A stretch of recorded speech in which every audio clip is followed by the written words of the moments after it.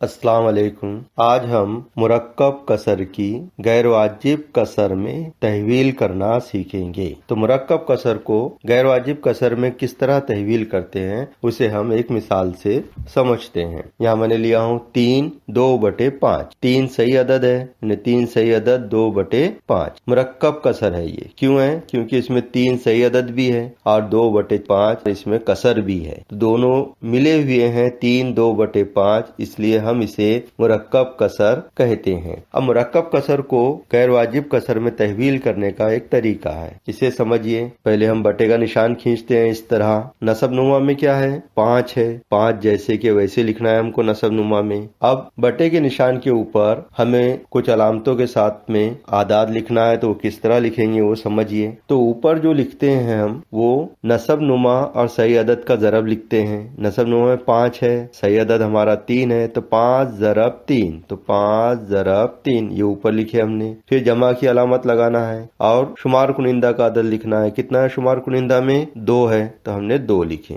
तो ये लिखते वक्त आप याद रखिए कि नसब नुमा जैसे का वैसा लिखना है और ऊपर हमको क्या लिखना है? नसब नुमा और सही अदद का ज़रब 5 ज़रब 3 और उसमें जमा करना है 2। इस तरह लिखने के बाद अब अलामतों के हिसाब से हम इसे हल करेंगे। तो 5 ज़रब 3 का पहले हम ज़रब कर लेंगे। 5 तिया 15 जमा 2 जैसे के वैसे लिख दिए हमने बटे 5। अब फिर जमा का अमल करेंगे हम ऊपर। 15 जमा 2, 15 और 2 कितने? 17, 17 बटे 5। अब ये बन गई कसर। कौन सी कसर बनी है? गैर वाजिब कसर। गैर वाजिब कसर कैसे पहचानेंगे हम कि गैर वाजिब कसर ही बनी है? क्योंकि नसब नुमा छोटा है, 5 है, शुमार कुनिंदा बड़ा है, इसलिए ये गैर वाजिब कसर है। तो इस तरह हम मुरक्कब कसर को गैर वाजिब कसर में तहवील करते हैं। एक और मिसाल ले लेते हैं। यहाँ मैंने लिया हूँ एक सही अदद है, ये 5/7। ये दोनों मिलाकर मुरक्कब कसर बन गई है। सही अदद 1 5/7। अब इसको हमें गैर वाजिब कसर में तहवील करना है, तो बटे का निशान हम सबसे पहले लगाएंगे। नीचे जो नसब नुमा है वही नसब नुमा 7 हम यहाँ लिखेंगे। इसके बाद में नसब नुमा